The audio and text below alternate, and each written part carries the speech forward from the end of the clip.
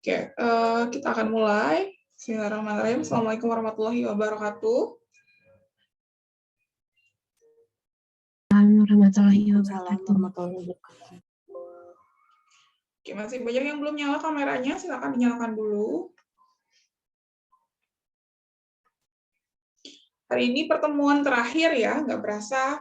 Berarti ini udah sampai ke finishnya nih, udah sampai ke garis akhir kita. Ini pertemuan ke-14 dan sesi praktikum yang ke-5. Materinya ini sebenarnya materi pengayaan saja, tidak ada di materi kuliah kemarin gitu ya. Saya coba ingin mungkin kalian supaya terlebih terbayang kira-kira aplikasi statistik di psikologi itu apa sih yang benar-benar kalian nanti akan sering digunakan gitu ya. Dan bahasan untuk hari ini adalah materi penutup dari saya dan teman-teman di statistik gitu ya, yang kemarin bantu praktikum, yaitu tentang analisis validitas dan reliabilitas.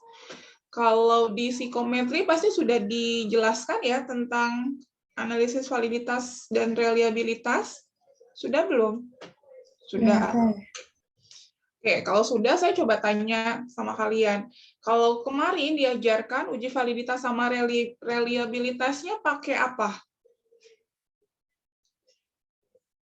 Sampai ke prakteknya nggak kalian? Coba ada yang mau cerita? Silakan.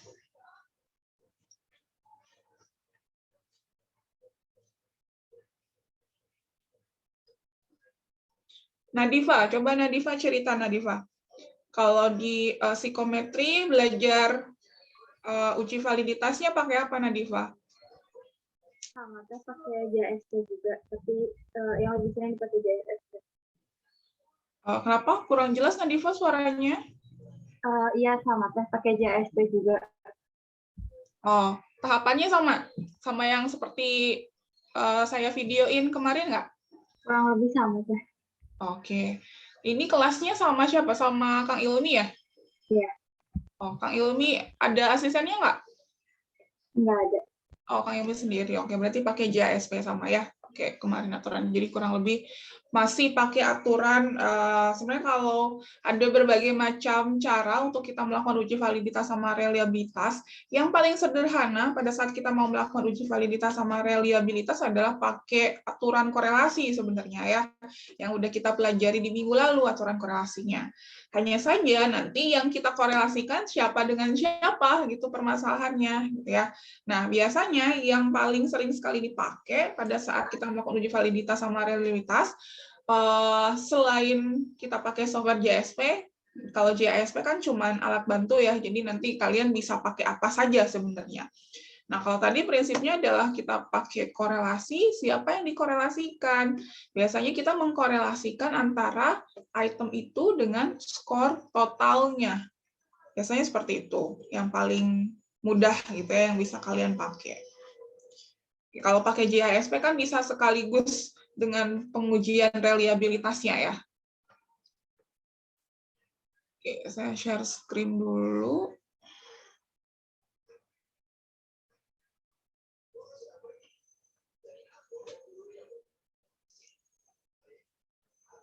Kalau referensinya, kemarin minggu lalu saya tanya, kayaknya belum ada yang jawab ya.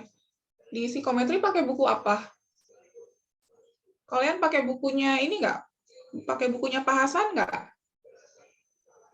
Pak Hasan masih ngajar psikometri nggak ya? Saya nggak tahu. Kayaknya udah nggak ya sekarang. Ini saya ngambil sebagian besar dari bukunya Pak Hasan ya.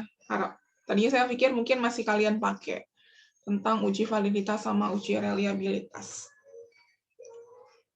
Oke, ini udah saya jelaskan di video, jadi saya nggak akan menerangkan balik.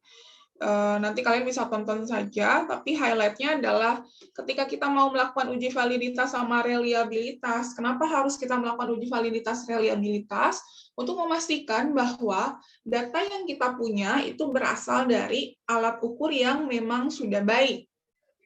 Ya, kebayang kalau misalkan yang paling sederhana, misalkan saya mau menguji atau berat badan misalkan ya. Apa alat ukur untuk tahu berat badan seseorang?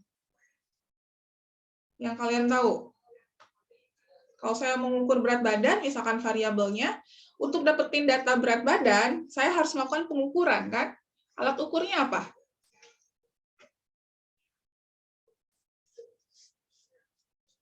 Apa alat ukurnya?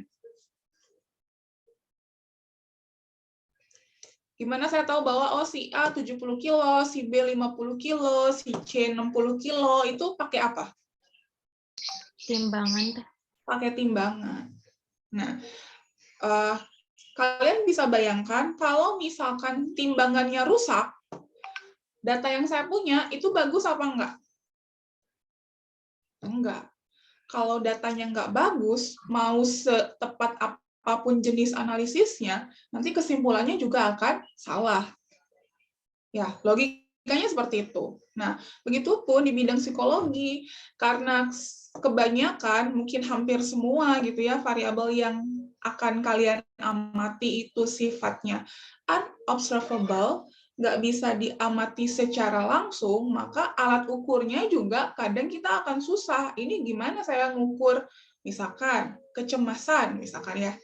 Gimana saya tahu bahwa Nadifa itu cemas atau enggak, atau misalkan Hasna itu santai-santai aja gitu ya, misalkan mau kuliah nggak cemas sama sekali. Nah, apa alat ukurnya untuk mengukur kecemasan seseorang?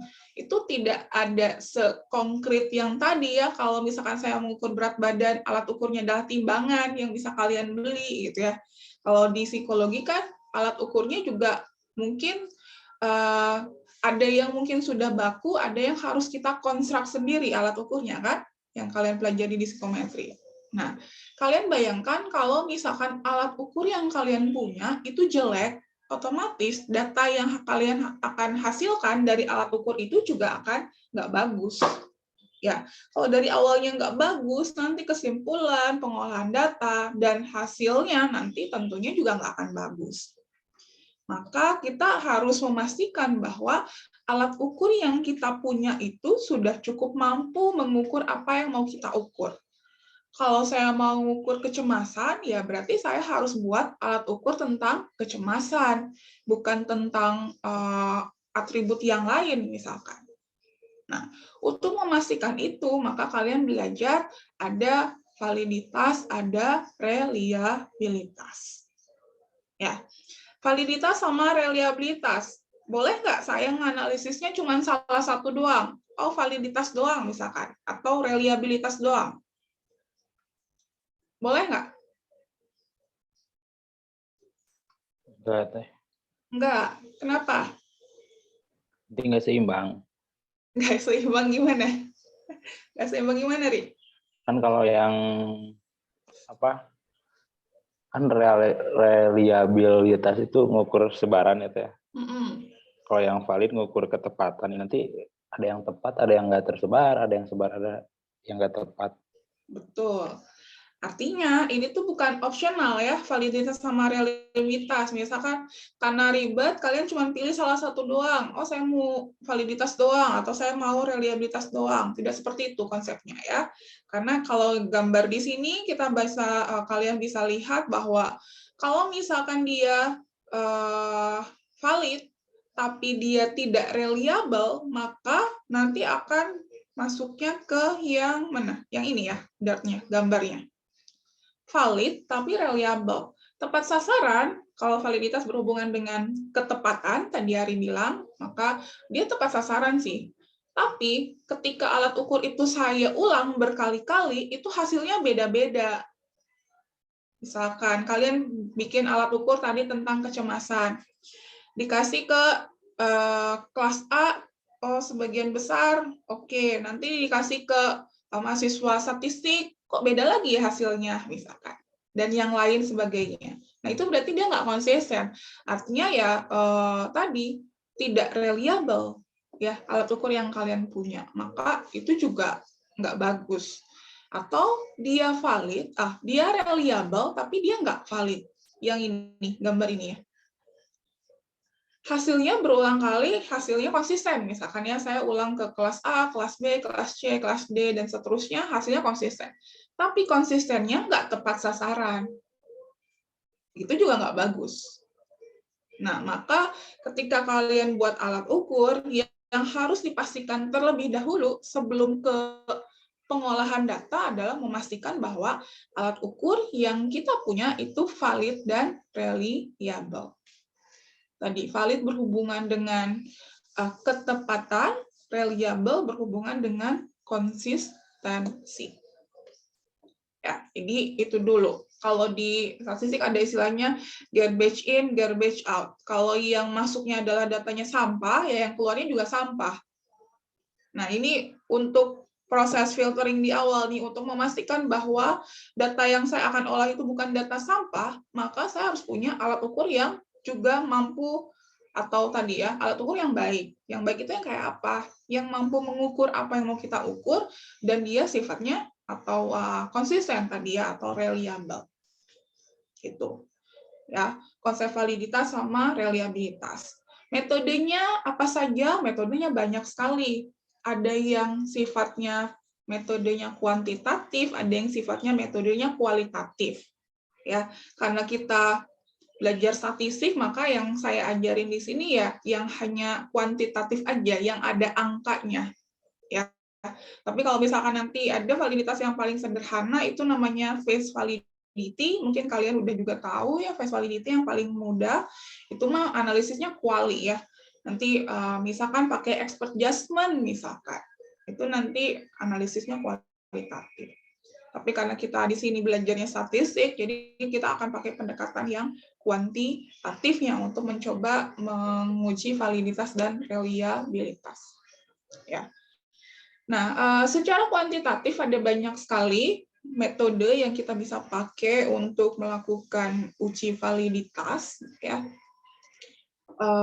Yang akan atau yang paling sering tadi saya di awal membuka dengan yang paling sering dipakai pada saat kita mau melakukan uji validitas itu pakai konsep korelasi. Korelasi siapa dengan siapa? Korelasi antar item dengan skor totalnya. Ya, biasanya itu yang paling sering dipakai. Tapi seiring dengan perkembangan ilmu pengetahuan, sekarang juga metode itu sudah mulai ditinggalkan gitu ya. Lalu sekarang muncul ada yang namanya CFA, Confirmatory Factor Analysis, yang juga dipakai untuk melihat tadi apakah item-item itu cukup menggambarkan konstruk yang mau kita ukur atau tidak. Makanya kenapa saya pilihkan terakhir ini penutupnya adalah CFA, walaupun secara teorinya itu banyak gitu ya, tapi saya coba kenalkan kalian yang luarnya dulu lah, ya, yang basicnya dulu. Nanti kalau ada pengembangan dari itu nanti kalian bisa pelajari sendiri. Oke, contohnya di sini saya ambil dari buku tentunya ya. Saya coba ambil satu konstruk di sini namanya Fear of Statistics. Ketakutan akan belajar statistik ya. Jadi di sini saya ambil satu subscale atau satu, kalau kalian apa istilahnya ya, satu dimensi ya.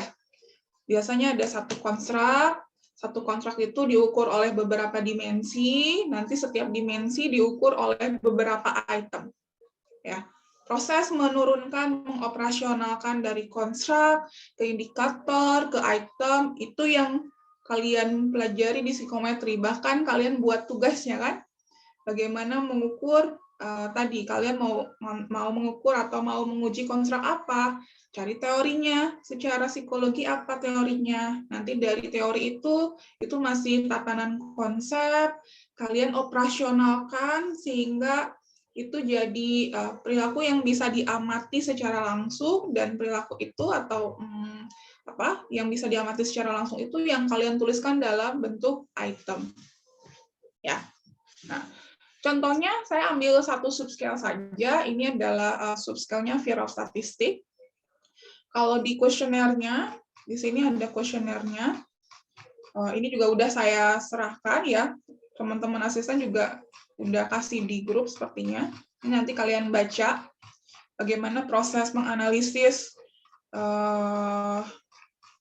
analisis faktor kalau di sini ya.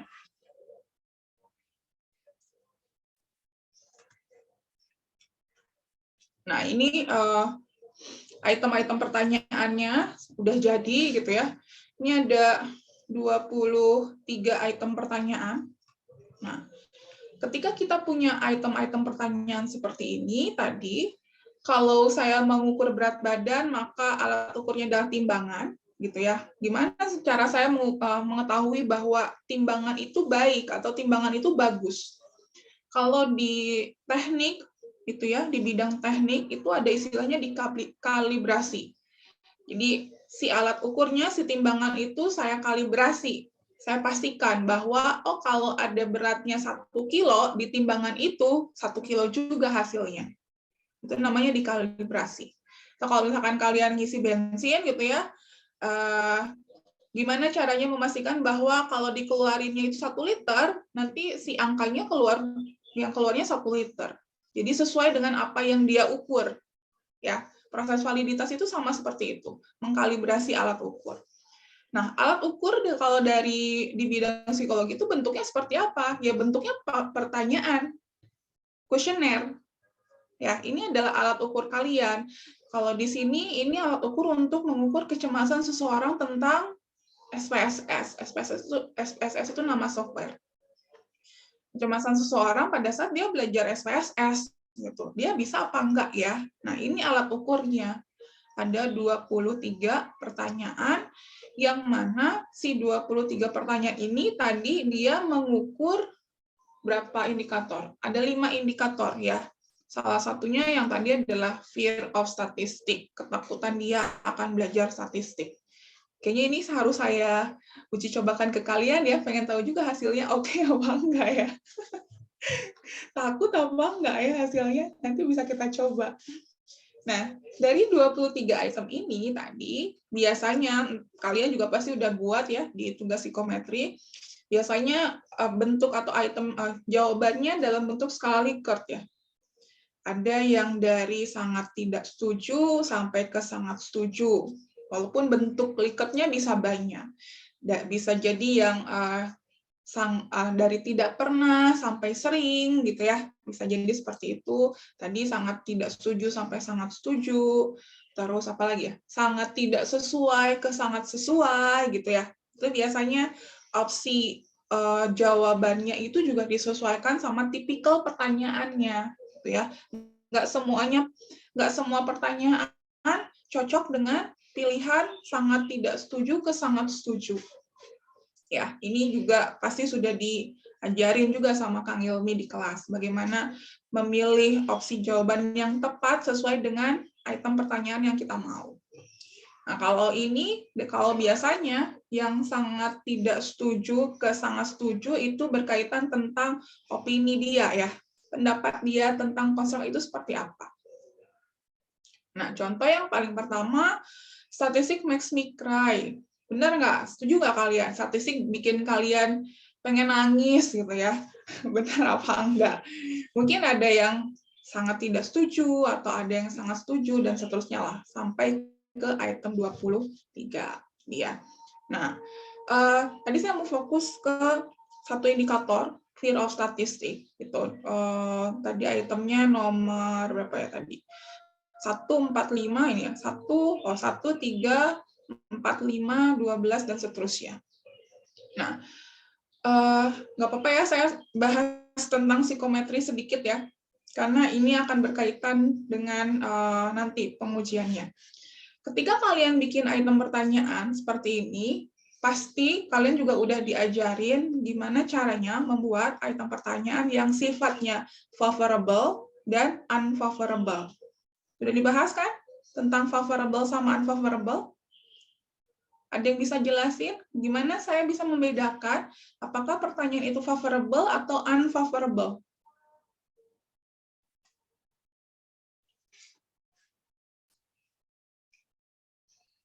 Ada yang mau menjelaskan dulu? Favorable sama unfavorable.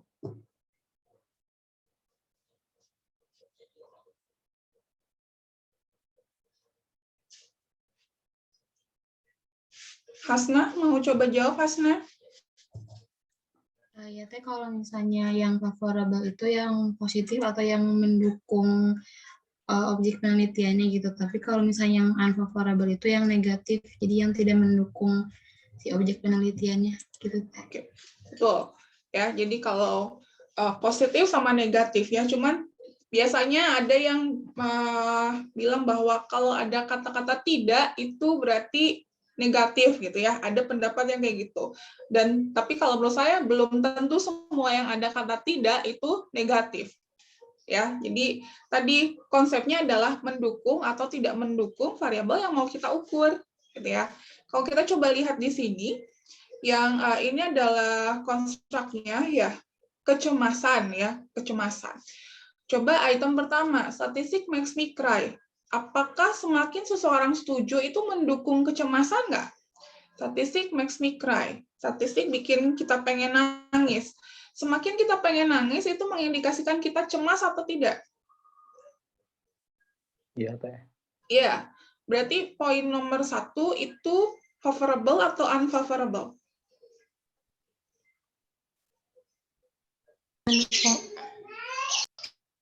Favorable atau unfavorable?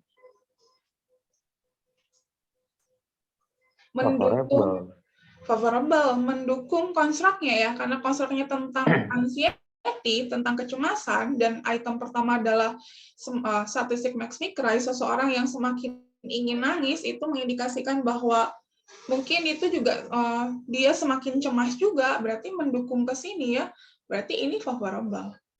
Nah, bedakan dengan item nomor 3, standard deviation excites me.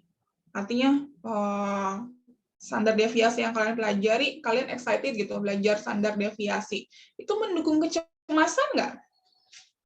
Enggak, Teh. Enggak ya. Nah, ini salah satu ciri atau salah satu bentuk yang itemnya unfavorable.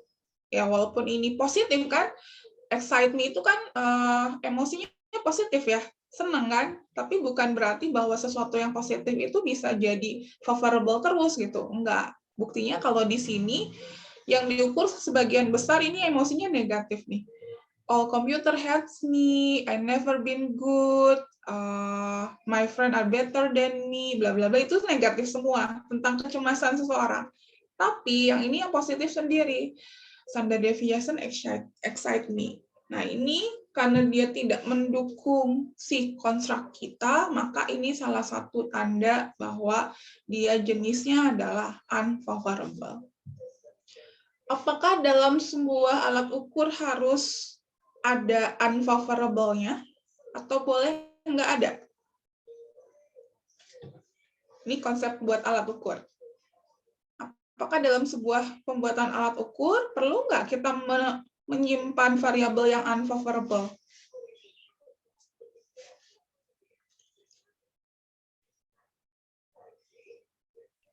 Perlu, Teh. Perlu. Kenapa?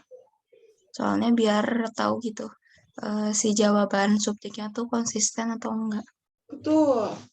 Unfavorable, pertanyaan yang unfavorable biasanya dibutuhkan pada saat kita mau melihat konsistensi jawaban responden.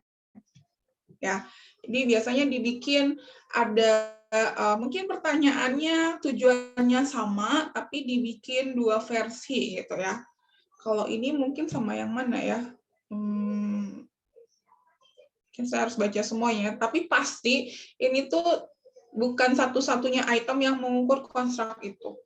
Ya, pasti ini hanya sebagai untuk melihat konsistensi dari responden aja. Jadi tidak harus juga sih, tidak harus semua atau alat ukur itu harus ada yang unfavorable-nya, enggak. Kalau ada indikator atau konstruk yang sekiranya kita belum yakin bahwa, atau tadi kita ingin lebih yakin jawaban respondennya, ya maka kita tambahkan si item yang sifatnya unfavorable. Biasanya seperti itu. Ya. Nah, tapi kadangkala pada saat proses analisis kalian suka lupa ya, mau membalik si item-item yang sifatnya unfavorable. Karena kalau dia unfavorable, kalau di sini standard deviation excite me ini kan ikut dari yang favorable ya, skalanya ya. Dari yang sangat tidak setuju ke sangat setuju. Tapi kalau yang standard deviation excite me, ini kira-kira yang cemas itu yang nilainya gimana sih? Yang dia jawab apa? Yang jawab sangat tidak setuju atau jawab sangat setuju? Ketika yang mau diukur Tidak setuju, kecemasan, Teh. yang item nomor 3, mana yang mencerminkan dia cemas? Ketika dia jawab sangat setuju atau sangat tidak setuju? Sangat tidak setuju. Sangat tidak setuju pada saat dia jawab strongly disagree. Sedangkan item-item yang lain yang kalau kita lihat dari sisi jawabannya, yang mendukung dia cemas, semakin besar jawabannya, semakin dia setuju dengan item yang kita buat, maka itu mencerminkan dia semakin cemas. Jadi ada yang terbalik kutubnya ya. Nah, itu yang harus kita lakukan, filtering dulu atau identifikasi dulu item pertanyaannya, mana yang favorable, mana yang unfavorable. Kalau yang unfavorable di sini, maka pada saat kita proses analisis itu harus kita balik. Ya, kalau misalkan yang di sini sangat tidak setuju, biasanya kita kasih coding yang paling kecil ya, ini 1. Lalu yang sangat setuju kita kasih coding yang paling tinggi, berarti karena ini ada 5, ini 5. Tapi pada saat di item unfavorable, itu harus kita balik.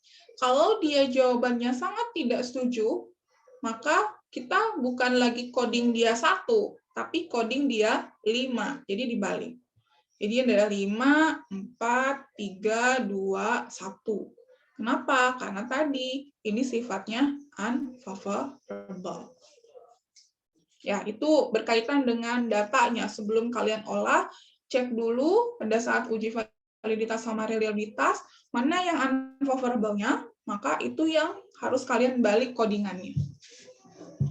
Ya, seperti itu. Nah, berkaitan dengan tadi uji validitas sama reliabilitas,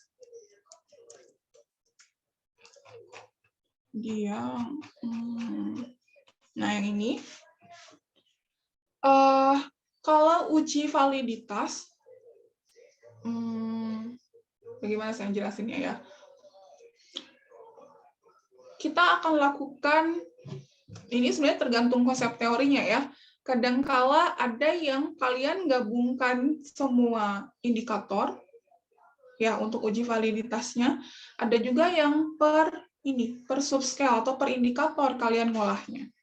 Nah kalau itu mah dibalikin lagi konsep teorinya. Boleh nggak saya menggabungkan semua indikator itu? Atau artinya saya mengukur konstruksi secara globalnya. Boleh nggak saya gabungkan?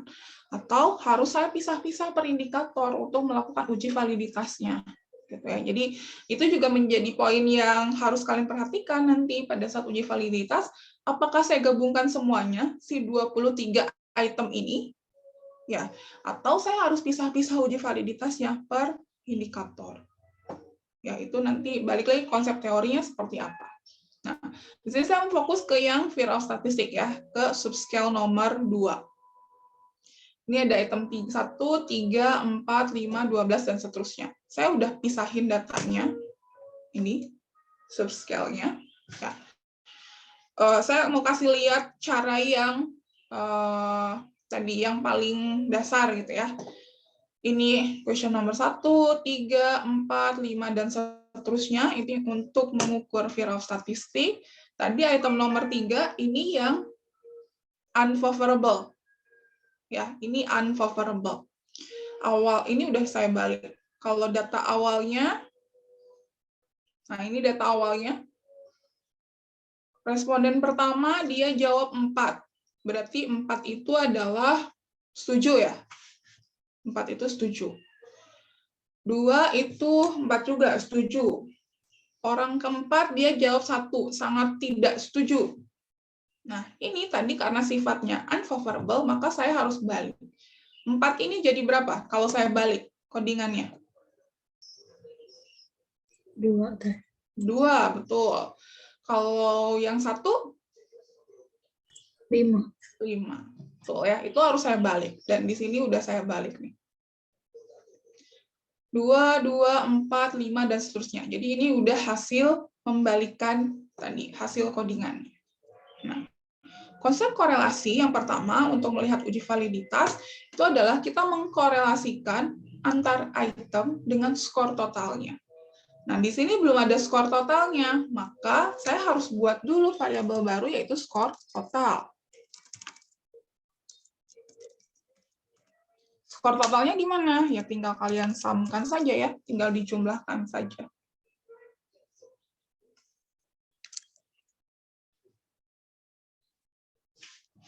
Nah, seperti ini. Ini skor totalnya udah dapat. Mengkorelasikan skor item dengan skor total. Artinya, ini saya korelasikan dengan ini. Minggu lalu kita belajar korelasi. Kalau korelasi kan harus minimal ada 2 variabel ya, yang bisa kita hitung nilai korelasinya. Question 1 saya korelasikan dengan skor total. Question 3 saya korelasikan dengan skor total, dan seterusnya. Ya, sampai dengan terakhir. Ini saya coba share dulu deh, biar kalian bisa ngerjain.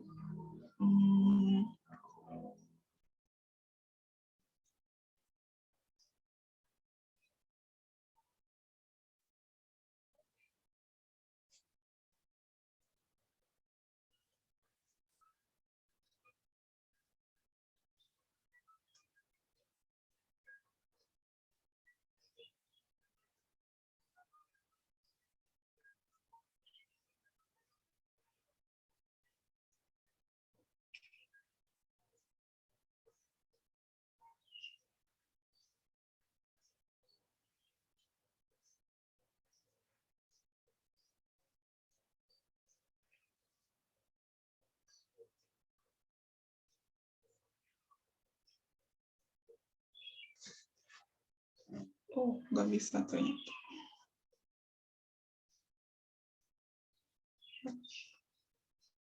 Saya coba share dulu datanya supaya kalian bisa cek.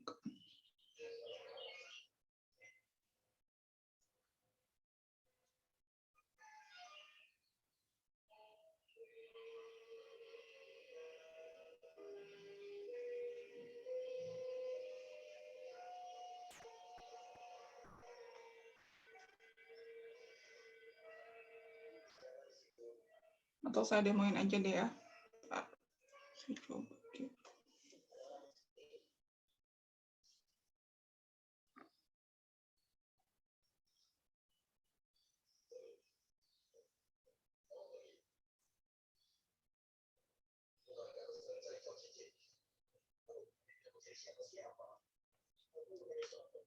Oke, nggak bisa saya kirim ternyata. Saya demoin aja deh.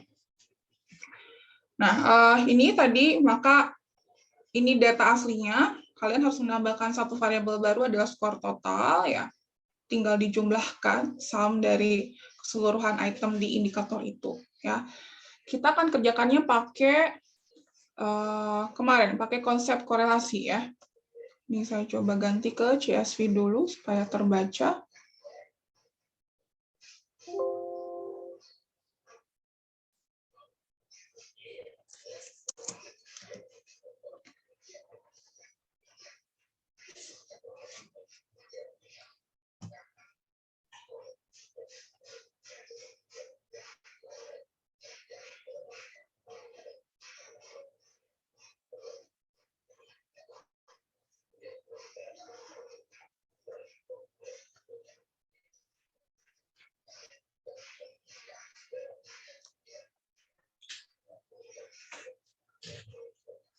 Nah, ini ya sudah ada tadi, kita tambahkan skor total.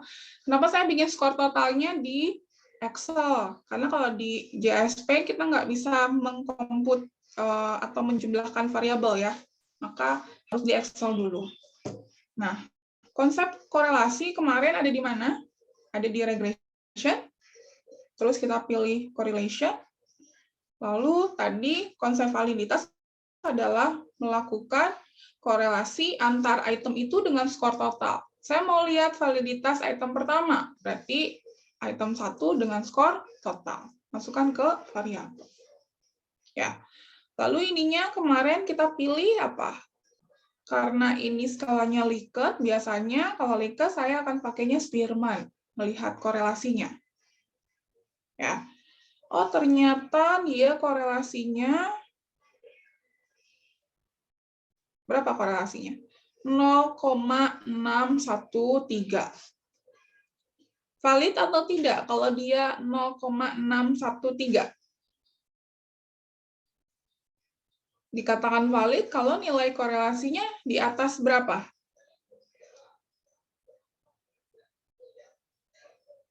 Di atas, biasanya di atas 0,3 nilai korelasinya. Ya. Oh, berarti item nomor 1 itu valid atau tidak? Valid, karena nilai korelasinya 0,6 sudah di atas 0,3, berarti item 1 valid. Item 2 seperti itu juga, item 3 dan selanjutnya seperti itu ya. Oke, saya coba masukin semuanya.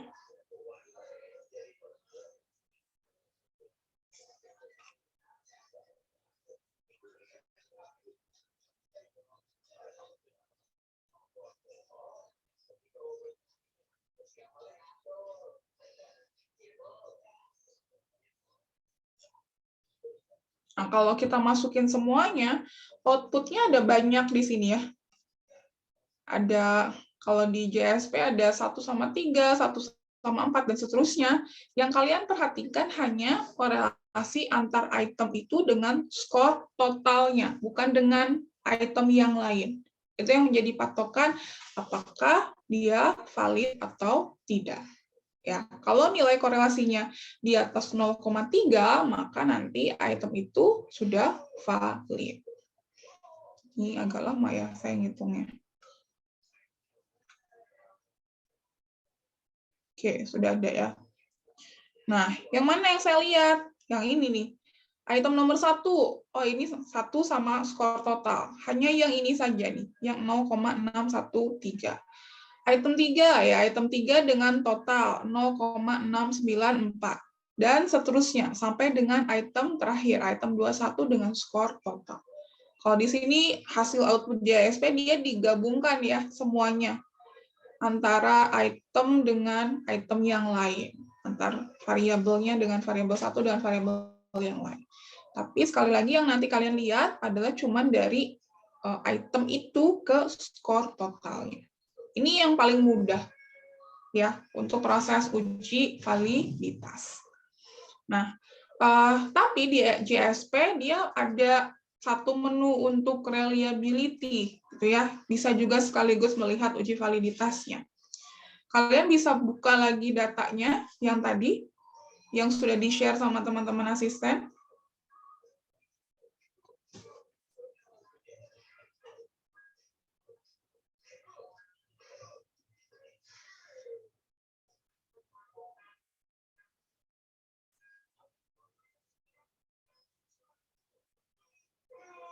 Sudah dibuka di JSP-nya?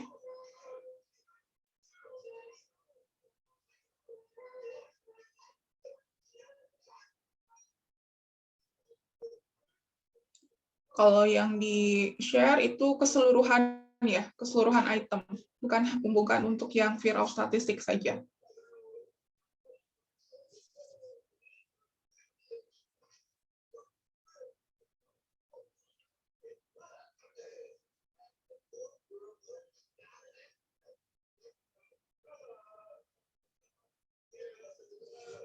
Nah, ini mah keseluruhan dari 23 item. Ini udah dibalik belum? Item nomor 3-nya.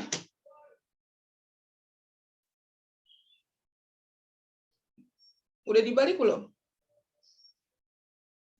Item nomor 3. Belum ya, Teh? Belum ya, ini masih data asli ya. Ini data asli belum kita balik. Sengaja sebelum dibalik supaya karena kalau di JSP dia juga punya fitur untuk nge-reverse jawaban yang unfavorable tadi. Ya. Kita akan masuk ke reliability. Lalu kalian pilih yang unidimensional reliability. Ya. Saya mau fokus ke yang tadi item fear of statistic. Tadi fear of statistic itu di cover sama item pertanyaan nomor berapa aja tadi? 1, 3, 4, 5. Ya, jadi masukin item-item yang sesuai untuk mengukur itu. 1, 3, 4, 5. Ya. Terus 12, 16, 20, 21. 12, 16, 20, 21. Karena ini data asli, maka nggak ada variabel skor totalnya, nggak ada. Ya. Oke. Nah, di analisisnya, ketika kita berkaitan dengan ini, karena tadi menunya reliability ya, jadi khusus untuk uji reliabilitasnya saja sebenarnya. Di sini ada beberapa metode, kita pilih alpha Cronbach saja, yang paling umum dan sering sekali digunakan. Kalian pilih alpha Cronbach. Ya. Lalu untuk individual item statistiknya, kalian centang yang item race correlation.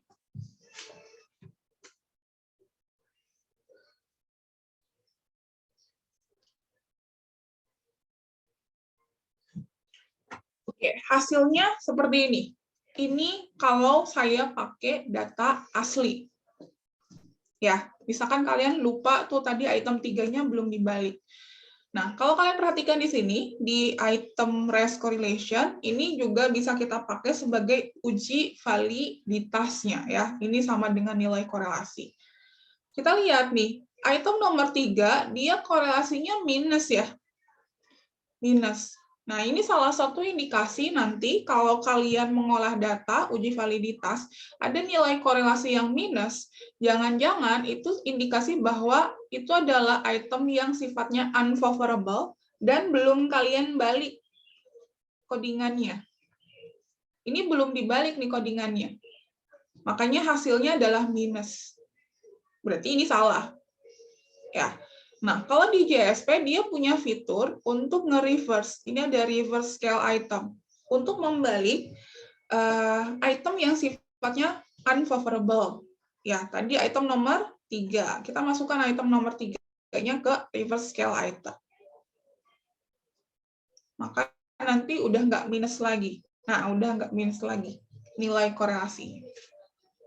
Ya, jadi itu bisa mengindikasikan ya kalau nanti hasilnya kalian ada yang minus, mungkin kalian lupa buat ngebalik codingannya karena sifatnya unfavorable. Ya. Jadi ini buat uji validitasnya yang item reliability, item race correlation. Lalu yang atas, yang ini, yang alpha Cronbach, ini dipakai untuk uji reliabilitasnya. Kalau uji validitasnya tadi ada yang bilang patokannya 0,3, ada yang pakai 0,5 gitu ya. Sebenarnya kalian boleh sih kalau buat saya pilih yang mana saja, semakin besar ya nanti semakin presisi hasilnya ya. Kalau kalian pakai 0,5 ya semakin bagus sebenarnya nanti item-itemnya gitu. Tapi kadang-kala susah sekali untuk dapetin nilai korelasi yang tinggi pada saat kita bikin alat ukur sendiri gitu ya. Maka ada juga yang si patokannya itu di moderatin gitu ya, diturunin sedikit lah, ada yang pakai 0,3. Kalau 0,3 maka di sini udah lolos semua ya item-itemnya. Dari 1, 2, 3, 4, 5, 6, 7, 8, dari 8 item, kalau kita pakai patokan 0,3 maka semuanya udah lolos. Artinya semua item ini sudah cukup mampu mengukur indikator virostatistik yang tadi mau kita ukur. Tapi kalau kita pakai patokan 0,5, berarti ada 2 item yang nggak valid. Ya, 2 item yang tidak valid berarti item nomor 5 dan nomor 20.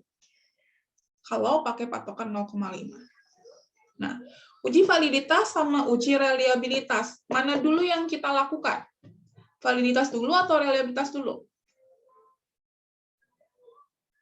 Secara konsep.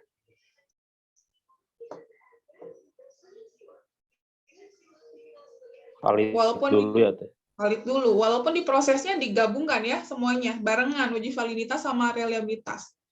Tapi nanti kalian proses analisisnya adalah validitas dulu, baru reliabilitas. Nah, apa yang kita lakukan di uji validitas? Kita screening dulu, mana item-item yang valid, mana item-item yang tidak valid. Kalau nanti nemu ada item yang tidak valid, maka itu tidak kita masukkan pada saat melakukan uji reliabilitas. Biasanya gitu.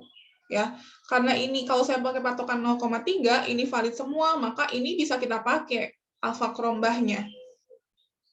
Tapi nanti proses analisis kalian misalkan ada yang tidak valid, maka ini sebagai identifikasi awal ya, kalian cek mana yang tidak validnya, lalu nanti kalian analisis ulang. Misalkan gini, ini item nomor 5 dan item nomor 20 misalkan nggak valid ya. Saya mau melakukan pengujian lagi. Mau mengeluarkan, saya ulangi lagi di sini. Tadi 1, 3, 4, berapa lagi tadi?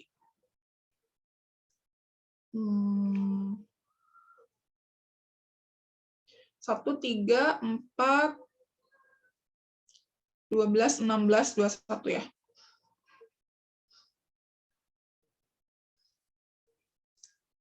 Dua belas, 16, 21. Jangan lupa di reverse yang nomor 3. Ininya Krombah, lalu ininya item race correlation.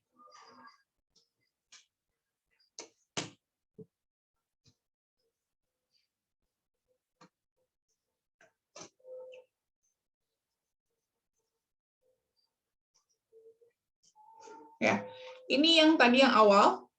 Pada saat kita masukkan semua item, lalu kita cross check mana item yang valid dan tidak.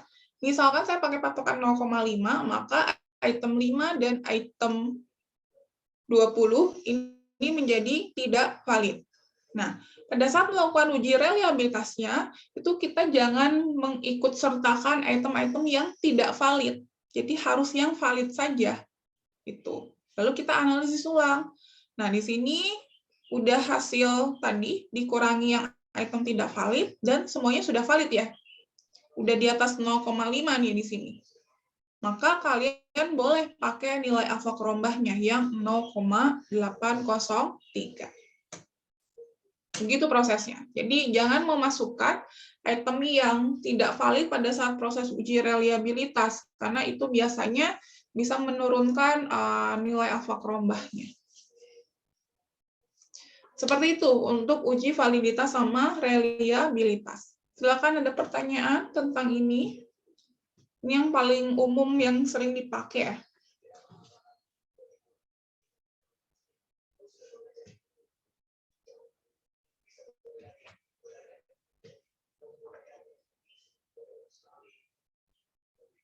Ada pertanyaan tentang ini?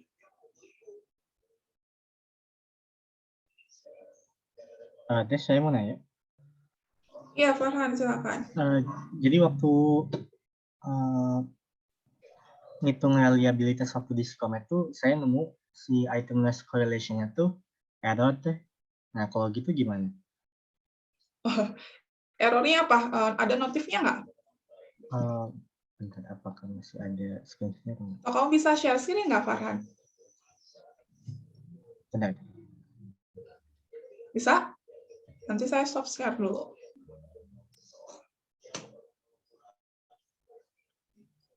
Kalau kamu bisa share screen dulu. Soalnya kalau ditanya error, nanti saya bingung errornya apa. Ya, dicari dulu. Bener. Ya.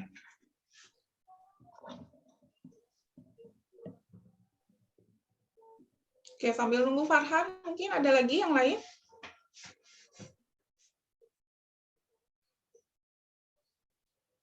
Kalau yang di psikometri pakai patokannya berapa kalian dikatakan valid?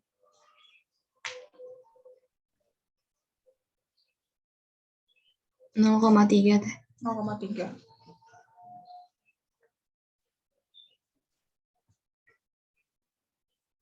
Ada. Nemu Farhan? Buat ngitung tugas ya? Udah sebenarnya teh. Oh, udah. Itu ada nggak sempat nanya, jadi takutnya kejadian lagi gitu.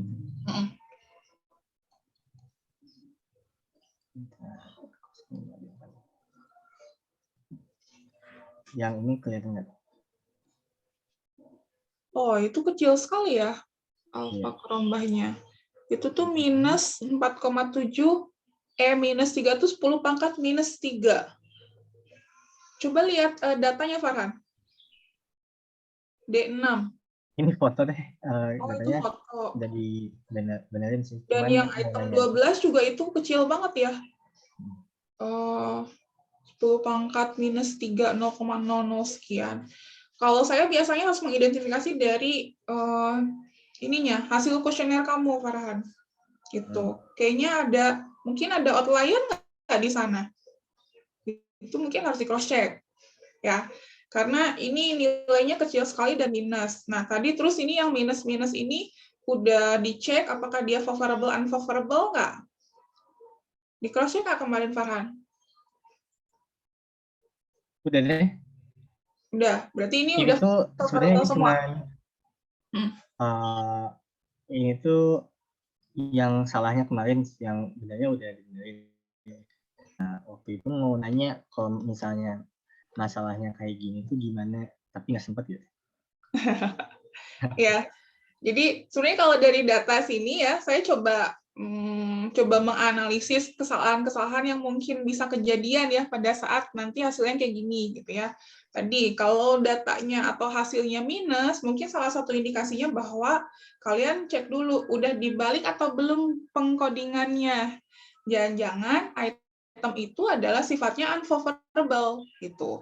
Ya, walaupun misalkan kita di awal mengonstruk dia favorable, mungkin responden mempersepsikan itu menjadi unfavorable, itu mungkin loh gitu.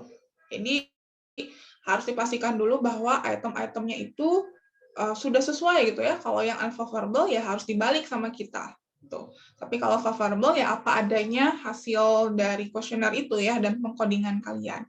Itu yang pertama. Yang kedua, yang item nomor 12 itu korelasinya minus 0,000179 itu tuh maksudnya ya. Itu kecil sekali. Nah, jangan-jangan ada tadi kalau saya coba ininya mungkin ada outlier di sana datanya. Ya. Mungkin ada yang kalian salah ketik, harusnya ngetiknya 4 malah 40 misalkan. Itu harus di cross check. Saya yakin kemarin kalian langsung aja hajar aja yang analisis gitu, tapi tanpa meng-cross check awal-awalnya gitu. Makanya di awal waktu pas pertemuan pertama saya selalu bilang bahwa sebelum kalian ngolah datanya, eksplorasi dulu datanya, cek dulu datanya lengkap atau tidak, ada outlier atau tidak, skalanya udah tepat apa belum. Nah, itu sebagai proses identifikasi awal.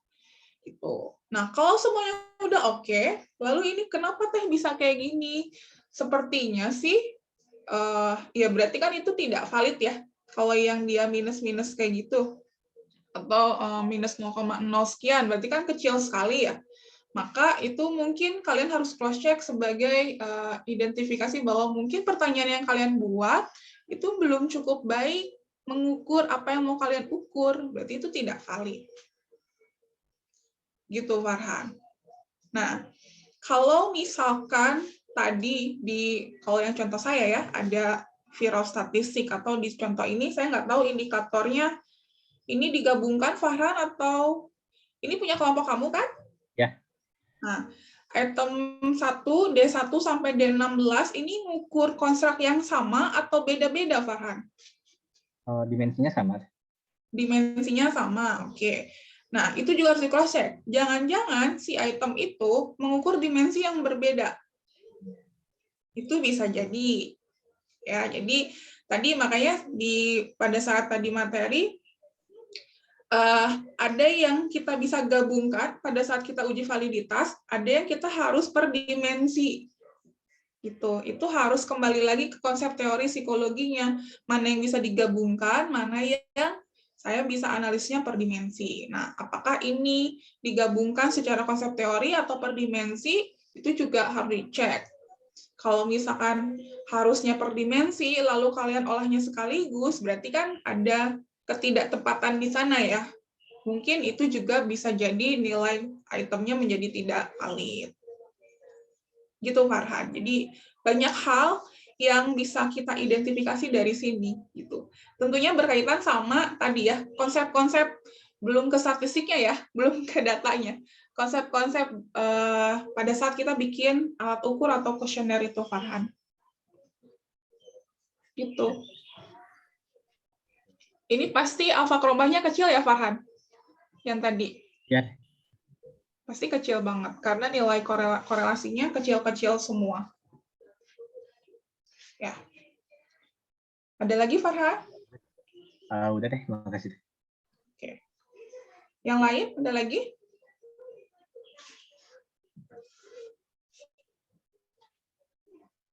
Oke, kalau tidak ada, saya lanjutkan.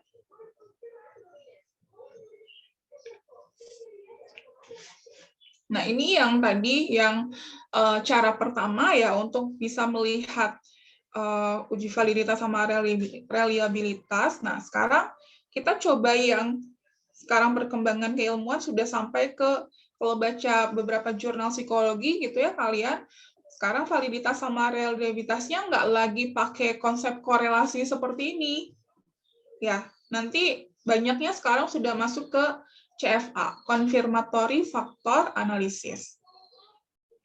Walaupun secara teori ini sangat panjang gitu ya, saya juga bingung harus menjelaskan kalian sampai sejauh mana gitu ya, karena secara statistiknya kalian harus paham dulu ada analisis multivariat, ada PET analisis dan seterusnya ya, karena ini perkembangan metode gitu. Jadi saya potong bagian itunya, saya coba jelaskan kulit-kulitnya saja. Harapannya adalah pada saat nanti kalian mau menganalisis ini dan nemu kesulitan, ya nanti bisa eksplorasi sendiri. Ya. Nah, kalau di sini, ini adalah konsep yang CFA, Confirmatory Factor Analysis. Kalau di video, saya jelasin juga kalau analisis faktor, jadi metode besarnya ini adalah namanya analisis faktor. Ya. Nanti analisis faktor itu ada dua jenis, ada yang konfirmatori, ada yang eksplanatori. Ya, yang konfirmatori namanya juga konfirmatori, berarti kita mengkonfirmasi. Kalau eksplanatori itu dia mengeksplorasi. Kalau di sini kalau dilihat gambar ada yang bentuknya elips, ada yang bentuknya kotak.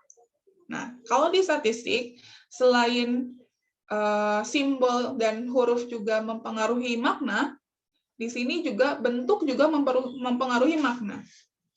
Ya, yang elips ini adalah simbol untuk konstruk, sesuatu yang tadi sifatnya abstrak, ya atau dimensi lah kalau bahasa kalian, bisa juga konstruk.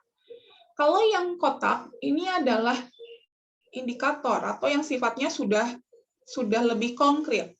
Biasanya ini adalah bentuknya item pertanyaan. Gitu. Nah, saya coba jelaskan singkat ya. Kapan kita pakai explanatory atau CFA, kapan saya pakai CFA. Anggaplah tadi kita punya 23 item pertanyaan. Ini, 23 item pertanyaan.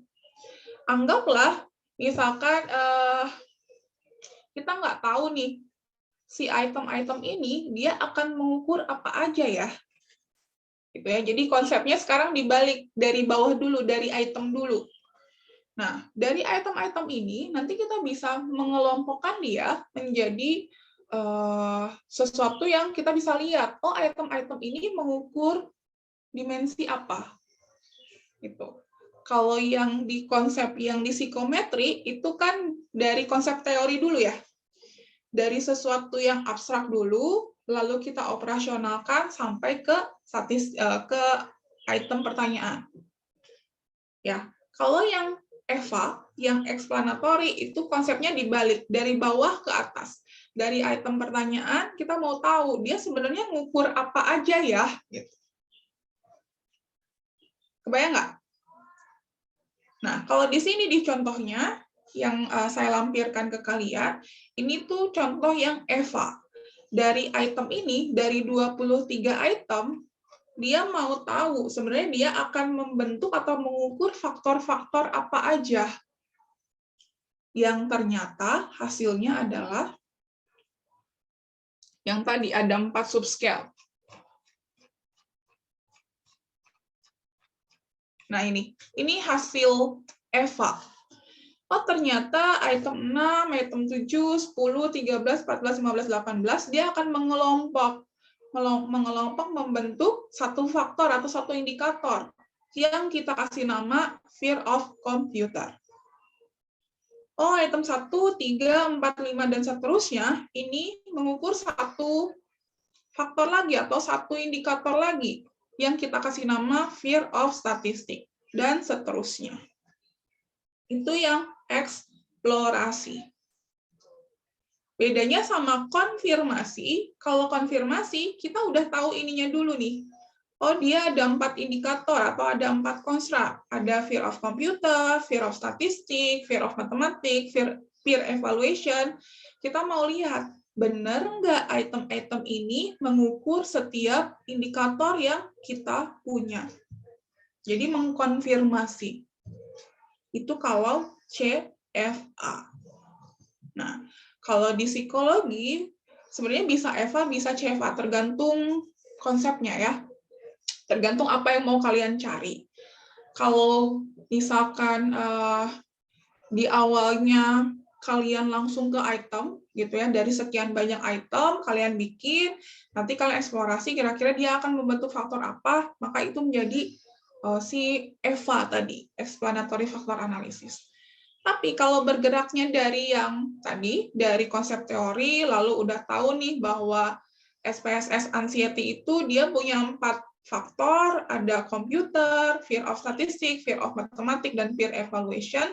Lalu dari sini kalian turunkan ke dalam yang lebih operasional, bikin item-itemnya. Nah, di CFA ingin melihat benar nggak item-item ini mengukur masing-masing faktornya atau masing-masing indikatornya.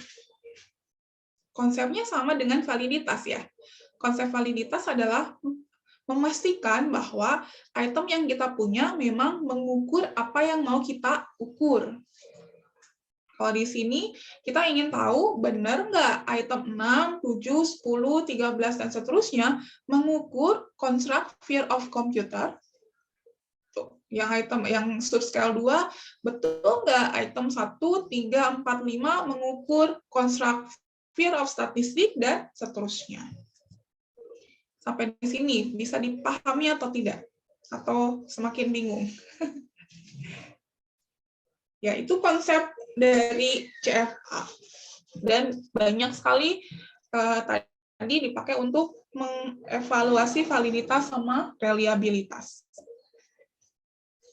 Ya, jadi kalau CFA udah tahu dulu ininya nih, udah tahu dulu konstruknya.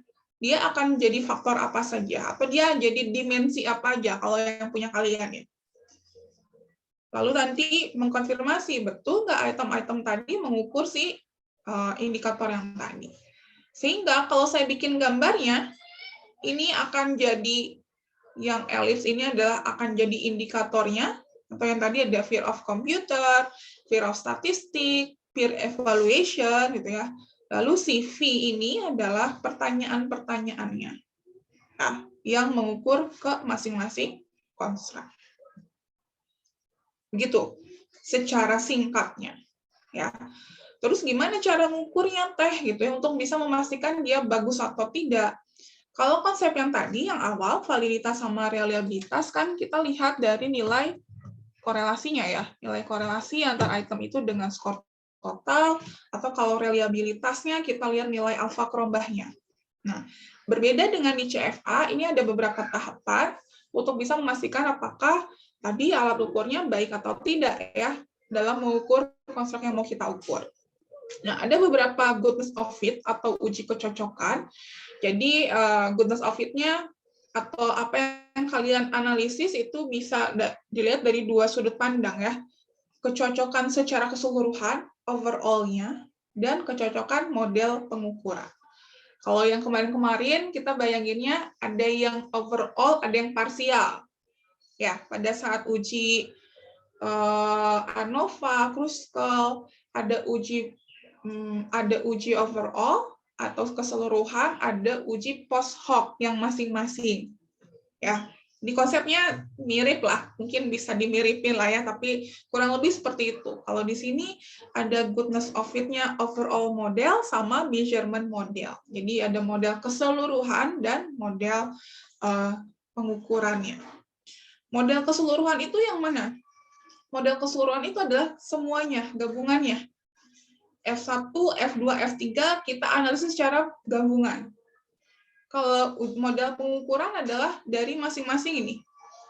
V1 sampai V9 ke F1, V10 sampai V14 ke F2, dan seterusnya. Yang kita analisis secara parsial. Ya, kurang lebih seperti itu. Nah, yang goodness of fit secara keseluruhan, ini yang banyak sekali ukurannya. Dari mulai p-value chi-square, RMSEA, NFI, bla bla bla ini ya. Masing-masing ini saya udah tampilkan juga cut off point-nya gitu ya. Kalau di atas ini atau di bawah ini, nih di bawah kan ada yang di atas, ada yang di bawah, maka dia sudah cukup baik atau istilahnya adalah modelnya fit, modelnya cocok dengan data yang kita punya. Lalu kalau yang tadi, yang kedua, evaluasi model pengukuran, ini konsepnya validitas sama realitas juga. Kita bisa lihat dari nilai standardized loading factor.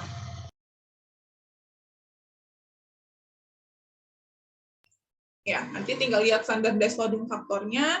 Di sini juga ada yang mengatakan di atas 0,7, ada yang mengatakan di atas 0,5. Ya, kalau yang baik sih mungkin yang 0,7 ya, semakin besar atau cut off point-nya semakin tinggi ya nanti validitasnya juga semakin tinggi. Tapi balik lagi, kadang-kadang susah sekali untuk mendapatkan nilai validitas yang tinggi, maka kita pakai yang moderat saja ukurannya, yang 0,5. Gitu. Ya, jadi kalau ini kita pakai CFA, kita bisa mengukurnya sekaligus semuanya. Kalau tadi kan kita pakai yang konsep pertama, kalau dia masing-masing kosong ya ngitungnya per masing-masing ya. Kita selesaikan dulu yang fear of statistiknya, pakai yang tadi, terus nanti kita analisis ulang yang fear of computer, fear of matematik, peer evaluation, jadi masing-masing kita analisisnya. Tapi kalau pakai CFA, itu kita bisa menganalisis secara sekaligus, walaupun nanti per masing-masing indikator. Ya.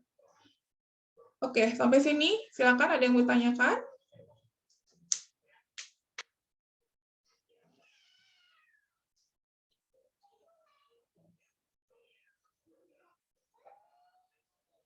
Kalau di data ini, karena tadi datanya belum di reverse ya, si item 3-nya.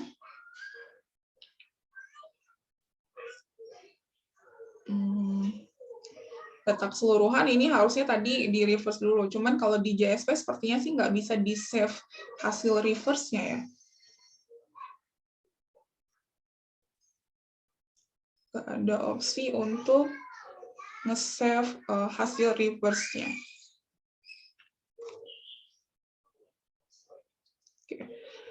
Anggaplah ya, ini biar nggak lama gitu ya, walaupun nanti ini tentunya data aslinya harus di reverse dulu. Kalau yang saya sih ada di SPSS-nya, ada hasil reverse-nya. Tapi nanti kalian lama lagi ya untuk nge-share-nya.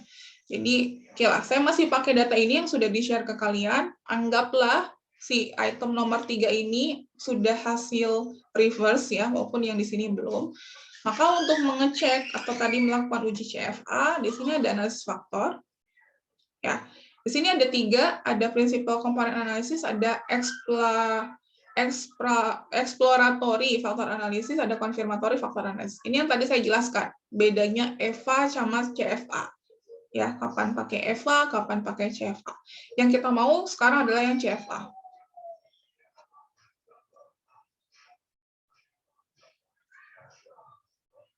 Oke, ini CFA. Saya harus ambil buka yang tadi.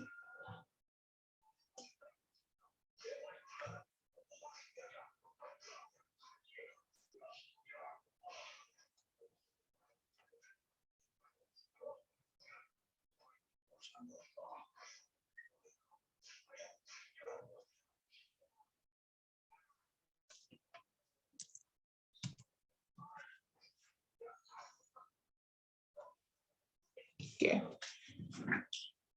Kalau kalian buka CFA, maka di sini akan muncul seperti ini. Nah, ini hal pertama yang harus kita lakukan adalah mengidentifikasi faktor-faktornya dulu. Ya, ini faktor 1 itu apa namanya? Nah, di sini tadi karena kita udah punya ya, karena basic CFA adalah udah tahu secara teorinya, ini menjadi faktor pertama nih, fear of computers. Ini jadi faktor pertama. Kalian tinggal ganti saja dengan fears of computers. Item-itemnya nomor berapa aja? Oh, itemnya sesuaikan. 6, 7, 10, 13, 14, 15, 18. Ini untuk item pertama. Ya. Lalu item atau faktor yang berikutnya, kalian tambahkan saja. Di sini ada plus, kalian klik plusnya, lalu kalian tuliskan lagi yang kedua, fear of statistic. Itemnya tadi, ini anggap sudah di reverse ya, 1, 3, 4, 5, 12, 16, 20, 21. Plus lagi yang ketiga, fear of mathematics.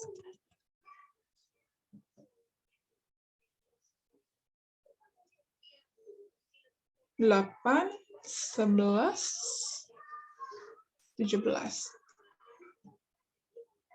Terakhir, peer evaluation.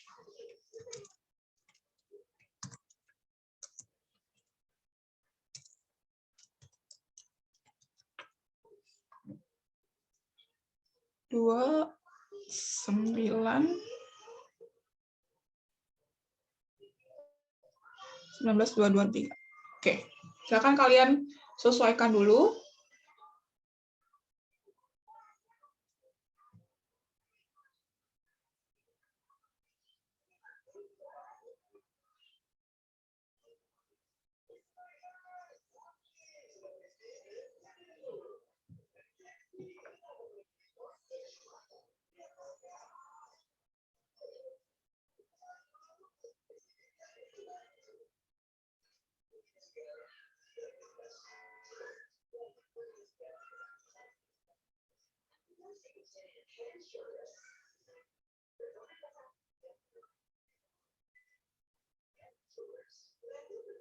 Sudah?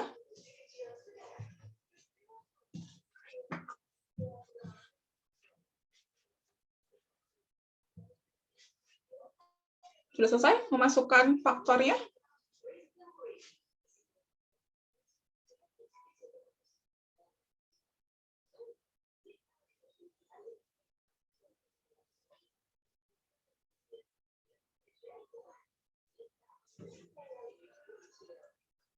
Sudah, Teh. Oke, yang lainnya sudah selesai belum? Udah, Teh. Oke, Sudah, jadi Teh. tinggal kalian sesuaikan nanti dengan banyaknya indikator atau faktor yang mau kalian konfirmasi, ya lalu sesuaikan juga item-item yang mengukur ke ke faktor-faktor tadi. Oke. Lalu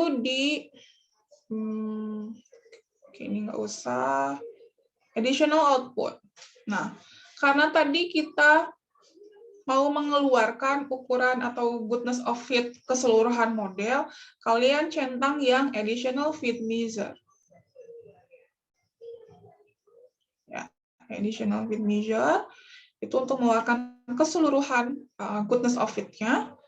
Lalu di advance, karena saya mau mengeluarkan tadi untuk mengukur, untuk mengevaluasi model pengukuran, kita pakai standardized loading factor, maka di sini standardized-nya kalian pilih yang all. Itu ada di advance. Sudah, cukup saja seperti itu. Yang lainnya default saja ya. Maka output-nya nanti akan banyak sekali muncul.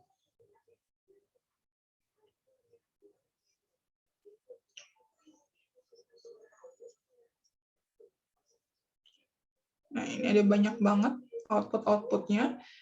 Intinya adalah nanti tinggal kalian sesuaikan saja. Ya, misalkan yang goodness of fit yang tadi ya.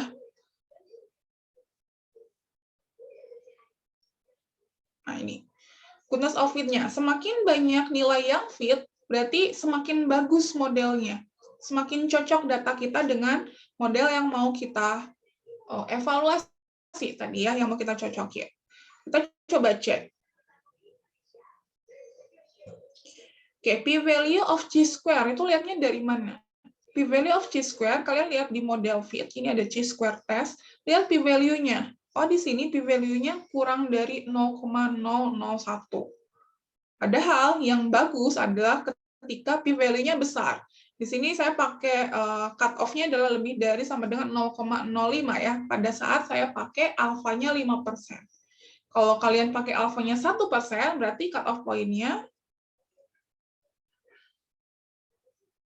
ya, cut-off point-nya berarti lebih dari 0,01. Terpenuhi nggak untuk ukuran yang pertama? Terpenuhi nggak?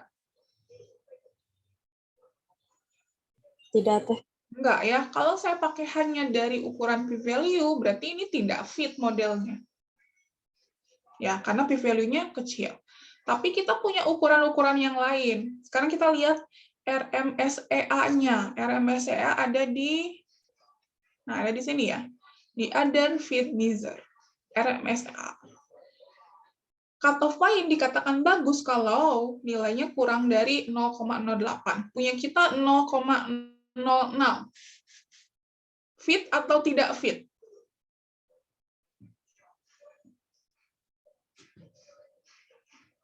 Fit atau enggak? Punya kita 0,06, cut-off point-nya dikatakan baik atau dikatakan fit kalau kurang dari 0,08. Fit. Fit. Oke. Yang ukuran kedua fit. Lalu NFI, ada nggak di sini NFI? Oke, ada ya, ini NFI. Dikatakan fit kalau lebih dari 0,9. Punya kita berapa? 0,978. Fit atau tidak? Fit. Fit. Dan seterusnya, kalian cross-check, karena di sini mungkin sebagian besar ada ya, kalian cocokin sama ini, cut-off point yang sudah ada. Semakin banyak yang fit, berarti kita bisa simpulkan dia modelnya adalah fit. Ya. Tapi kalau banyak yang tidak fitnya, berarti ya modelnya belum cukup baik. Kalau ini misalkan ada berapa ukuran ya? Tuh, 2, 3, 4, 5, 6, 7, 8, 9, 10. Ada 10 misalkan ya. Ternyata 8 diantaranya fit, 2 yang enggak, berarti secara overall modelnya sudah cukup baik. Karena banyak yang fitnya. Kalau misalkan dari 10 ternyata berapa ya? Misalkan mayoritas adalah tidak fit, artinya berarti modelnya jelek, belum cukup atau modelnya tidak cocok sama data yang kita punya. Ya, itu evaluasi yang pertama. Yang evaluasi yang berikutnya adalah tadi untuk mengecek ini ya, model pengukurannya. Kita lihat dari nilai standardized loading factor. Nilai standardized loading factor itu yang mana? Nilai standardized loading factor, kalian bisa lihatnya di sini, di parameter estimates. Ini ada faktor loading. Lalu kalian lihat yang ini, standardized estimation ya. Ini nih, nilai-nilai yang di akhir saja. Ini untuk melihat validitas masing-masing item yang tadi. Ya, dari satu item ke faktornya dia mampu mengukur atau tidak, dia valid atau tidak, atau kalau istilah yang tadi yang pertama ya. Lihatnya kalau di atas 0,5 berarti dia sudah cukup valid atau dia sudah cukup mampu mengukur faktor yang mau kita ukur. Nah, ini kelebihan CFA. Dia bisa mengukur sekaligus dari masing-masing faktornya. Oke, untuk yang pertama, Untuk yang pertama, fear of computer. Ada yang nggak valid nggak? Item berapa?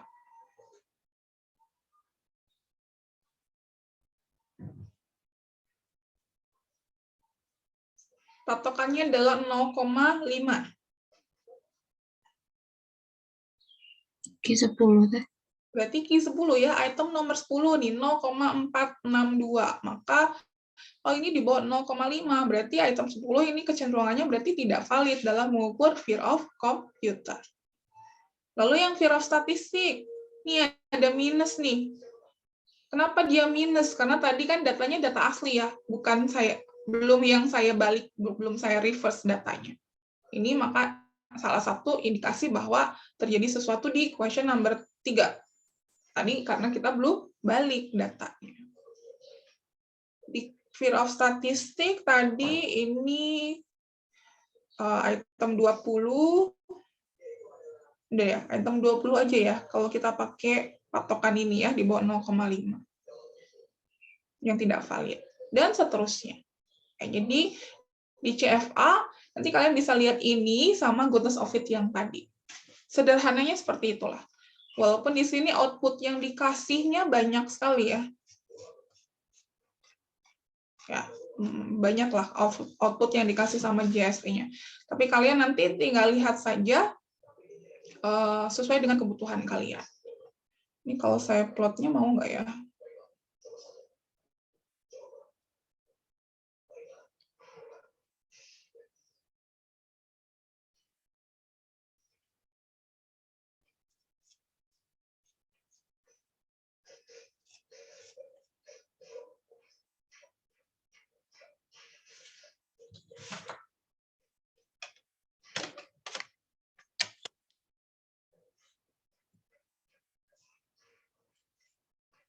Ada pertanyaan tentang CFA?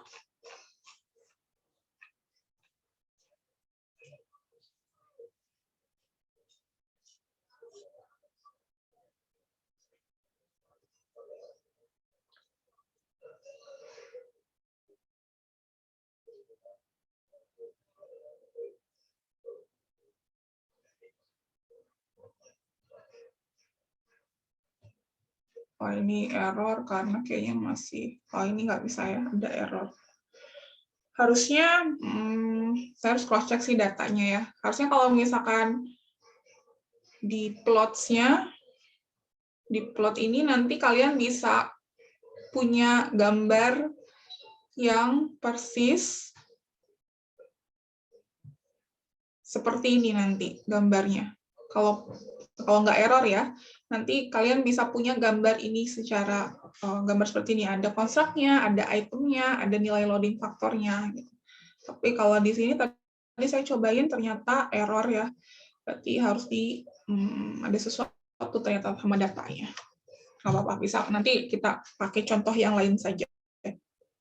Kalau kalian misalkan tadi yang tugas psikometrinya coba pakai CFA, muncul nggak gambarnya ya, atau fit nggak ukurannya, ukuran di sini fit atau tidak, lalu tadi valid atau tidak dilihat dari standardized loading factor. Baik, sampai di sini silakan kalau ada pertanyaan. Ya, jadi buat uji validitas sama reliabilitas bisa pakai dua cara, bisa cara yang pertama bisa pakai CFA ini ya. Kalau yang CFA nggak pakai alpha Krombah ya untuk tahu reliabilitasnya. Biasanya lihat dari goodness of it yang tadi. Semakin banyak yang nilai yang fit-nya, berarti ya dia semakin baik berarti atau semakin cocok.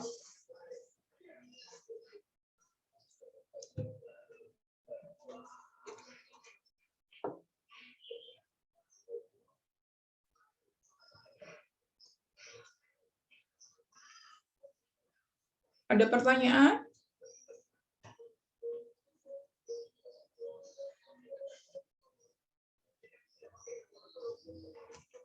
Kalau tidak ada pertanyaan, saya mau akhiri praktikum hari ini. Bisa diikuti, bisa dipahami. Ini mengulang saja karena tadi juga di psikometri sudah diajarin pakai JASP juga, ternyata ya harusnya udah paham ya. Maaf mau nanya Teh. Iya, Sabita, silakan. Di JSP saya tuh nggak bisa gitu Teh, ada notifnya. Pada saat apa? Pada saat Masukin faktor-faktor. Oh, bisa share screen, Sabita? Bisa, bentar Teh.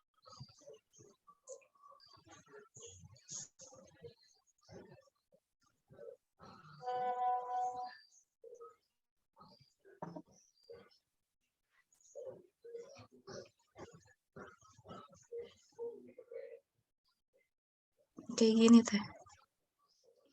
Okay, model could be estimate, ensure that vector have at least 2 observed variable.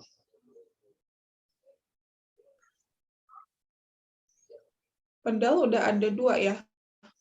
Udah ada 2 observed variable ya punya kamu. Iya.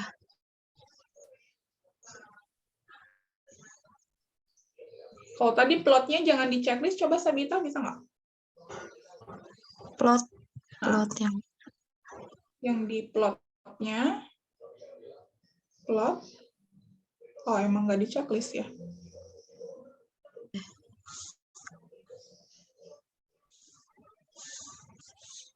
Advance, coba advance. Advance, coba standardization-nya di non. Bisa nggak dia kalau di non kan? sama aja Teh. Tetap nggak mau ya?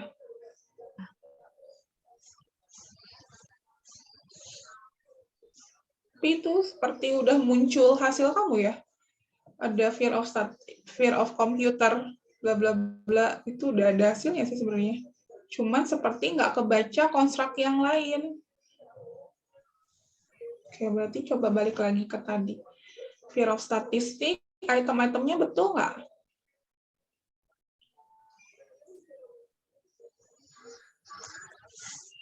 Betul Teh, udah sesuai. Tapi di sininya muncul cuman fear of computer doang. Kayaknya nggak kebaca sama JASP kamu.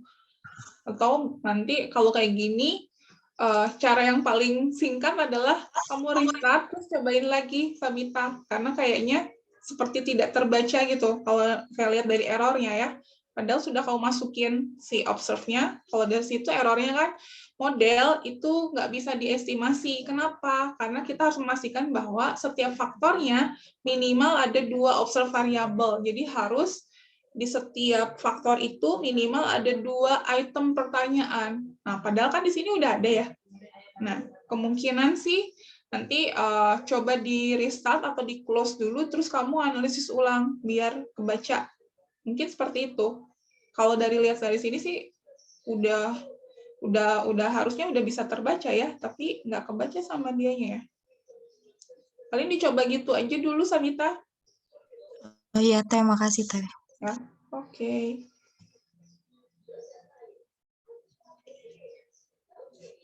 Oke, ada lagi yang lain? Jadi kadang suka kayak gitu ya, saya juga kalau dia loading terus atau tadi ada yang error, saya restart aja JSP-nya. Mungkin dia pusing bacanya kali ya, kebanyakan yang dibuka. Jadi saya close dulu, terus saya ulangi lagi. Kadang itu cukup membantu untuk bisa dia merunning ulang. Ada lagi yang lain? Teh izin bertanya, Teh. Iya, Vina ya. Kalau kemarin itu pas diajarin di psikometri itu, standardization itu pakai yang laten, Teh. Bedanya sama yang all apa? Oh, coba yang O-nya tadi ya. Diajarin juga CFA ya, di psikometri? Iya, Teh. Oh.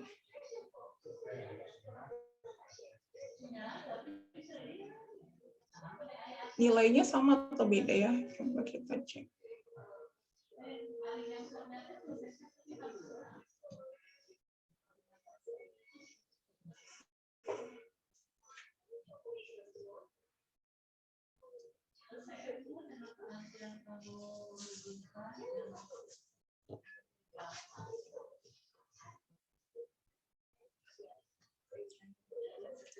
Kalau yang all biasanya sih dia lebih lengkap mengeluarkan nilai standarisasinya. Outputnya pasti ada tambahannya, Vina ya. Mungkin harus saya dobelin ya biar kelihatan.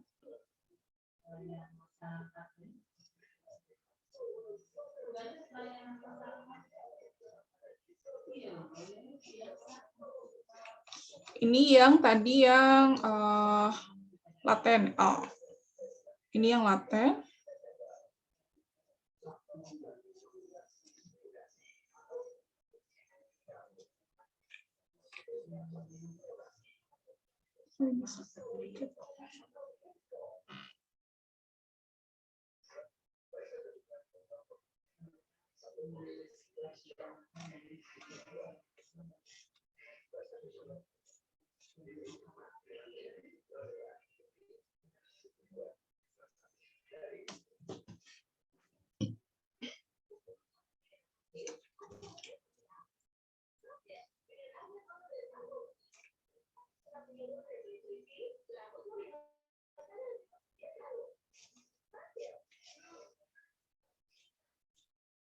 Saya coba copy analisis yang tadi, tapi kok nggak mau ya, biar bisa membandingkan.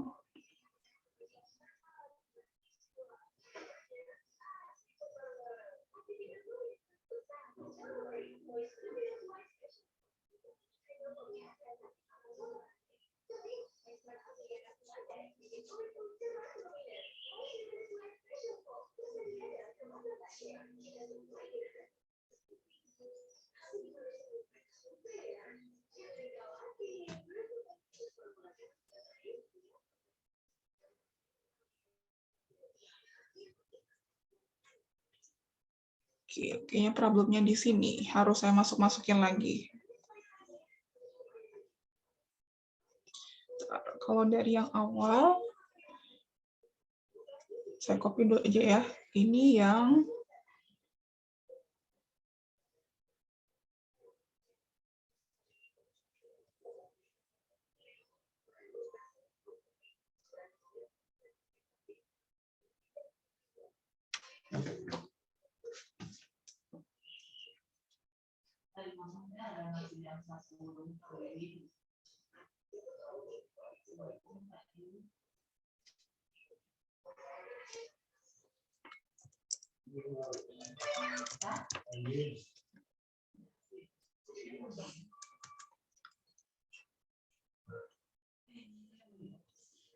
laten, terus saya copy-in dulu yang tadi. Yang all.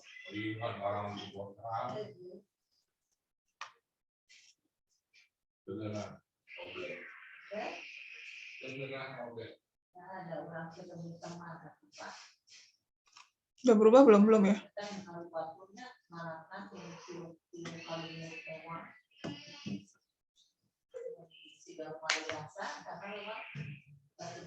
Sama aja ya hasilnya.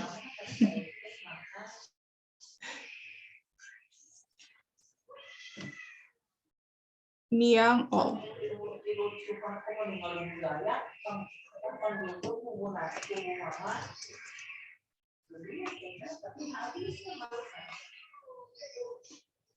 Oh, 0,64, 0,64 sama aja.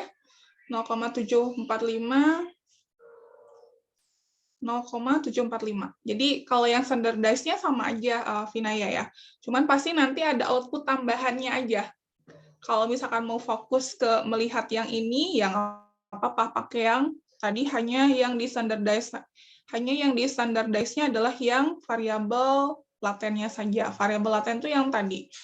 Yang apa namanya? Yang loading faktor yang ini. Tapi kalau tadi outputnya biasanya ada banyak tambahannya lagi, ya ini yang pilih yang all. Tapi tetap saja nanti kalau kita cek kan dari nilai standardized ini ya, standardized estimate-nya, ini tadi kita udah buktiin sama saja nilainya antara yang kita pakai loading atau kita pakai yang laten atau kita pakai yang all. Karena kita cuma butuhnya yang ini juga sih, yang ini doang kan. Yang 0, coba sampai bawah sama nggak? Peer evaluation-nya 0,579, 0,479. Nah, sama ya. Sama persis. Nilai loading factor estimate-nya mau pakai yang laten atau mau pakai yang all. Ya. Itu V. Iya Teh, terima kasih. Oke, masih ada? Silakan, sok buat kalian. Karena ini pertemuan terakhir kita ya, nanti susah lagi kalian mau nanya. Izin bertanya, Teh. Ya, Asna.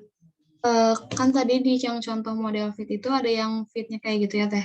Nah, kalau misalnya udah dicobain terus hasilnya tidak fit semua, itu kayak gimana, Teh?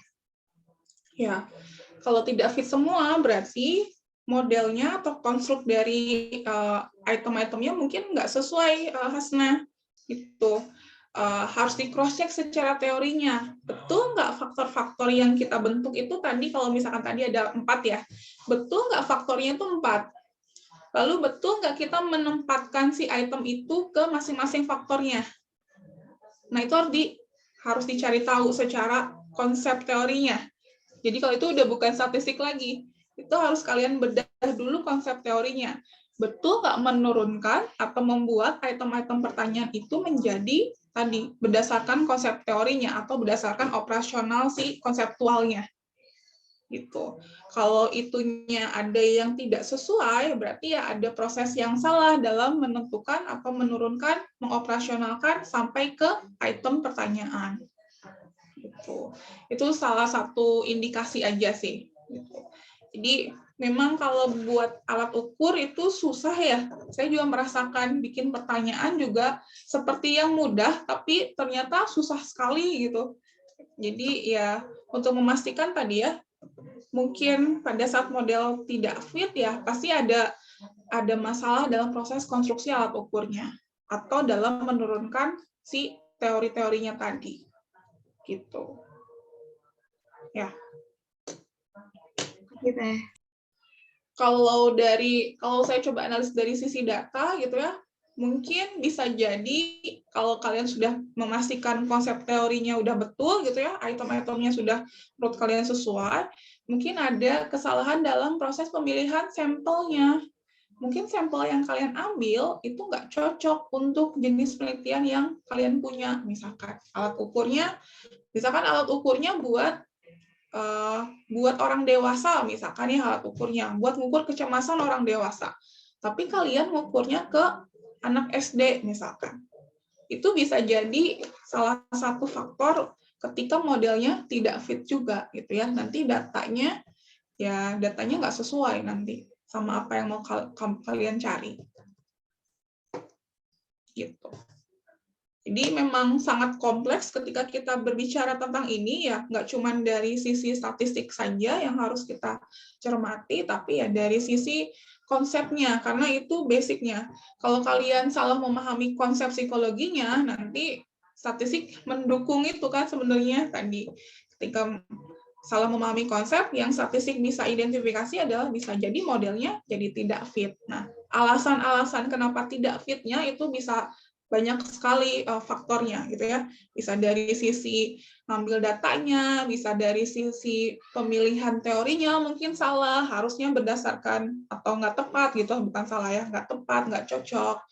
Atau bisa dari ada proses tadi di awal pada saat kita sebelum mengolah data kita harus pastikan dulu mungkin ada data outlier, ada data missing misalkan ya. Ada yang harusnya kita codingnya favorable tapi dia enggak misalkan. Jadi banyak faktor yang mungkin saja terjadi pada saat kita melakukan proses analisis data. Ya. Oke, masih ada? Silakan. Udah lewat sih 10.43. Tidak ada, berarti mungkin saya rasa cukup untuk sesi hari ini, dan ini juga sekaligus penutup ya, perkuliahan penutup kita di Statistika 2. Mudah-mudahan apa yang kita pelajari satu semester ini, baik kalian pelajari secara teori dan secara praktiknya, saya harapannya adalah nanti pada saat kalian tugas akhir, itu bisa mempraktekannya langsung gitu ya. Kalau sekarang kan based on contoh, terus studi kasus gitu. Tapi nanti di akhir yang menentukan kalian paham statistik atau enggak adalah penentuan mata kuliah ini ya. titik beratnya adalah nanti pada saat kalian tugas akhir. Jadi sering kali saya dapat keluhan gitu dari teman-teman dosen yang lain, kenapa pada saat tugas akhir kok masih pada bingung pakainya yang mana gitu. Biasanya banyak sharing tentang itu. Nah, harapannya adalah kalian benar-benar paham dengan adanya praktikum yang tahun ini menjadi 5 kali gitu ya dibanding dengan tahun-tahun sebelumnya. Semoga dengan direview lebih banyak oleh saya sama teman-teman yang lain, dibantu sama teman-teman asisten, menjadi lebih paham lagi dengan apa yang sudah kita pelajari dari statistika 1 mata kuliah yang awal sampai dengan yang sekarang. Ya, saya minta maaf kalau misalkan dalam satu proses satu semester ini kita ketemu walaupun secara online gitu ya, nanti saya juga kalau ketemu kalian di jalan saya nggak tahu masih ingat apa enggak ya, karena banyak banget, dan karena masih online juga intensitas ketemu kita ya cuma seperti ini ya. Mudah-mudahan nanti kalau kalian ketemu saya di jalan sapa saja gitu ya, ketemu di kampus atau dimanapun, mudah-mudahan kalian nggak lupa gitu ya, sapa saja. Saya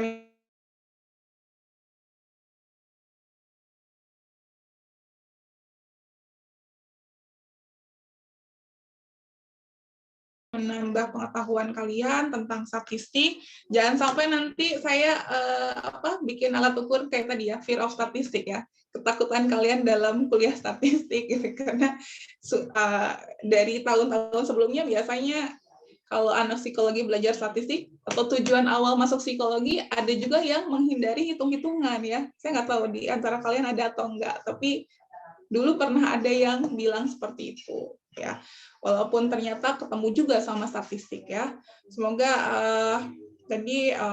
kita mungkin bisa ketemu lagi semester-semester depan, tapi bukan di mata kuliah yang sama ya. Mungkin nanti kalian ada yang konsul dengan saya dengan proses penelitiannya, itu silakan saja. Saya sangat terbuka tentang itu ya. Jadi mudah-mudahan nanti ujiannya sesuai dengan apa yang sudah kalian harapkan. Kalau misalkan tadi kita masih ada waktu sampai ujian dan kalian punya tugas akhir, kalau ada yang masih ingin didiskusikan, saya sangat terbuka, teman-teman asisten juga sangat-sangat terbuka untuk kalian bisa lebih paham lagi. Ya, saya akhiri hari ini. Assalamualaikum warahmatullahi wabarakatuh. Waalaikumsalam. Waalaikumsalam warahmatullahi wabarakatuh. Terima kasih, Teh. Terima kasih, Teh.